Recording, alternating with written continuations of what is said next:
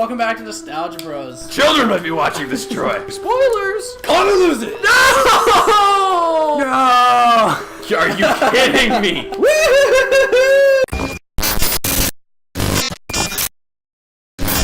Three, two, one.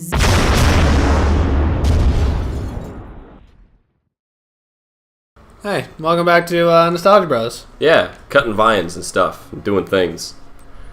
All right.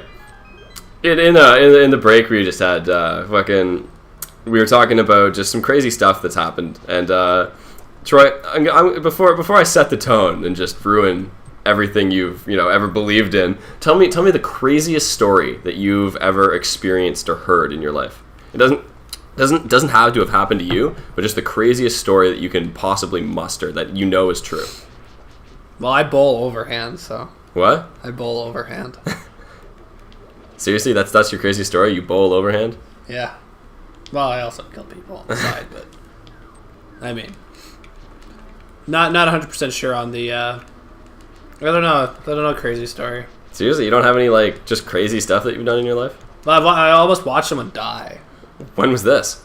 We were on a snowboarding trip when it was grade 5, and one of my buddies and me were going down the one hill, and unfortunately it was early season, so it was still pretty icy in that because it just basically rained, froze, and then had a bit of snow underneath. So what ends up happening is we're on the hill, and he ends up going, and he hits a patch of ice and slides out onto the sides where all the trees are, and a branch is sticking out, and basically it hits him just below the eye. And it shattered impaled his cheekbone and broke his cheek. But if it would have been an inch higher or even less, it would have just impaled him. Did I know this guy? Yeah. Who was it? It was Logan. Oh, fuck. Yeah. So yeah. He also broke his leg during that time. But that was less serious of the injury. That sounds slightly terrifying. Yeah. Fuck. I need to go all the way back out again. Okay. So, you ready for just the most insane story you've ever heard? I hope everyone watching at home is as well. You're gonna want to tell your mother this one. This is a good one.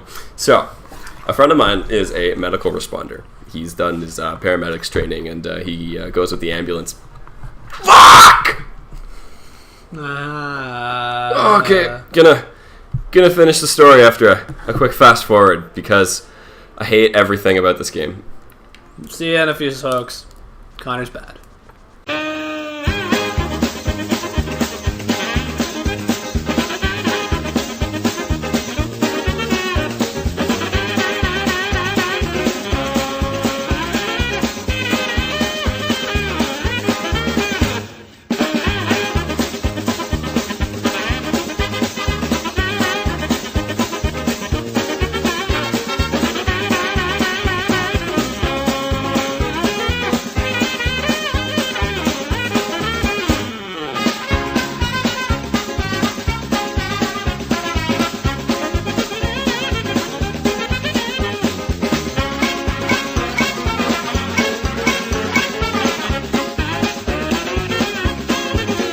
And we're back. Connor thinks he found his way. I think that he's still wrong. I think I found this by mistake. You could try that crack in the wall over there. You can try fucking shutting up. I know that'd be a novel concept for you. Well, it'll be noble, if anything. Can you grab it? What does he do? What does he do with his life? He does nothing.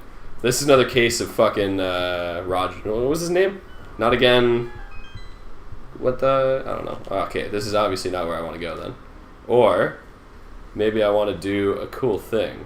Maybe bam, and then go through this way. And bam! Oh, holy shit. It's half intelligent. Oh, what the unholy? Oh, see? Oh god. See, and now we got the giant chest with the Fire rod! Which is the coolest and best item in the entire game, and fuck you, Connor. This is false, by the way. You gotta hit it with fire. No. You gotta hit it with fire. Gotta start hitting things with fire. Gotta have that level 70 paladin. I would appreciate a level 70 paladin at this point in time in my Zelda career. Okay, I know where I need to go from now, though. Equip the magic boomerang for now, because that shit's my friend. Except you're not using it. Well, yeah. Not getting your rang on. There's too much, too many fucking. There's too much shit. I'm just gonna live off my boomerang from now on. But I'm get it with the rang. Pick it up. Don't pick it up with your hands. That's for when there's poor fucking people. things in the way that the rang can't go over. Yeah, so you can't go over it. It's because you're bad with it. It's because shut the fuck up. All right, no, I was telling a story. I was gonna tell a story. Okay, right. So, you ready for the best story you've ever heard in your life, folks? Right, I thought you were. Like I said, my buddy's a medical responder, and he gets a call from this Vietnamese lady, and over the phone, they can't distinguish anything. Like, she is livid, like not speaking English. So it's like, all right, we're just sending somebody. Go. Like this is the story. Like this is all we can give you. So they show up at her front lawn. Yeah. So they show up at her front lawn. Okay. Ah! See, I knew it. Fire. Pretty terrifying looking. So they show up at her front lawn, and she's like waving her arms up and down. She's freaking the fuck out, right? So they go, like, the only thing they can make out is around back, and she's got one of those basement apartments she's renting out to a tenant or something, right? So she heads that way. She leaves them around back, and they go inside. Fuck, apparently I need a key. So they go inside, and the first thing they see, the first visible thing that they see and are able to distinguish in the basement apartment is a black dude who's half passed out with one arm. Dude's got one arm, right? So, fuck, what the fuck am I doing? You gotta go the other way. What the fuck? Yeah, so dude's got one arm. It's not a. What the? Go right. Okay. Here we go. Okay, so dude's got one arm. It's not a recent thing. It's not like bloody or stumpy or anything. It's just like it's healed over, healed off. Like it's a long time injury, right? So, fuck. And he has a flaccid penis. It's gonna start to get a little not safe for work. So his flaccid penis reaches down to his knee. Flaccid, right? Oh, fucking Christ! Did his other arm become his penis? No. So I don't know. I don't know how it worked. I don't know. So his flaccid penis is the size. It reaches down to his knee. So he fucking fuck me sideways. Fuck. Okay. So. Oh, man, I'm fucked here. This is it. I'm done. I'm so tired of this. No, so his flaccid penis reaches down to his knee, and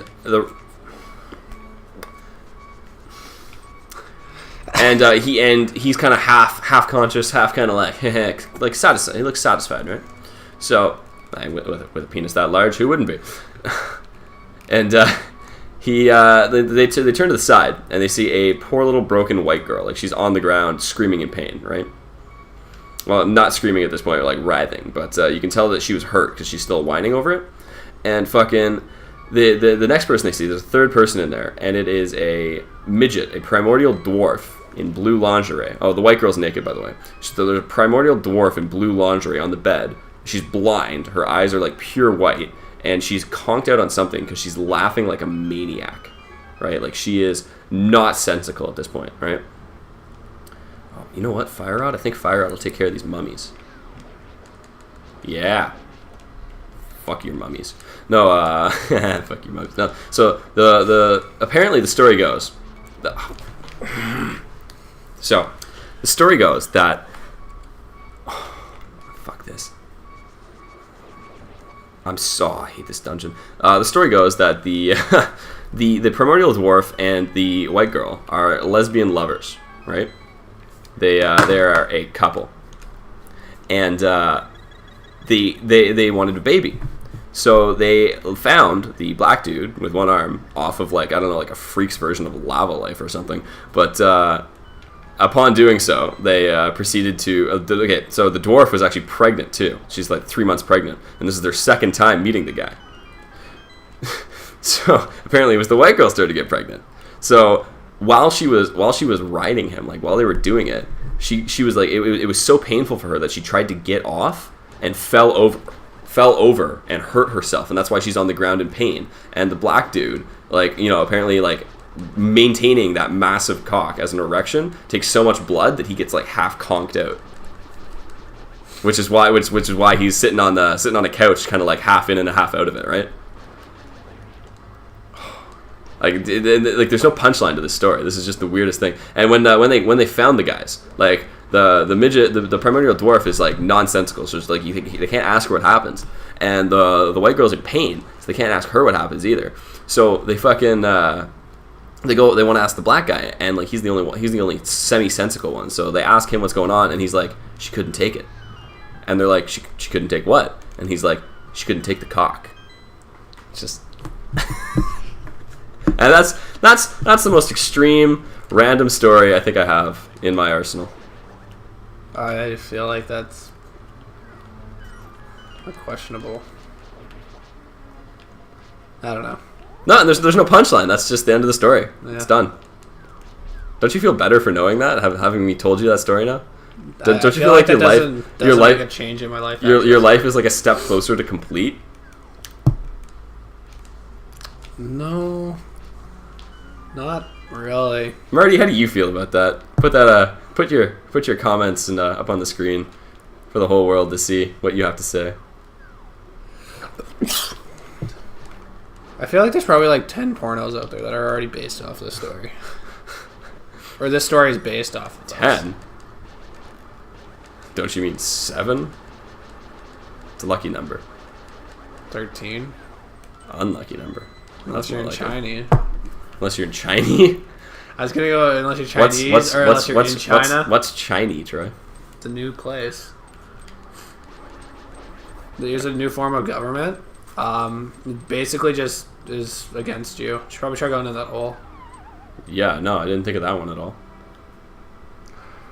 Oh, and it's Mothra. This is like the worst boss battle. Why? Because the floor fucks you. Like, I'm so screwed. This seems like a pretty bad boss battle. Why aren't you winning? You gotta use that life potion. I already used it! No, now you're dead. Well, next time on Nostalgia Bros, Mothra returns. What am I, Godzilla? No. You're more like the thing that got stepped on by Godzilla. See ya.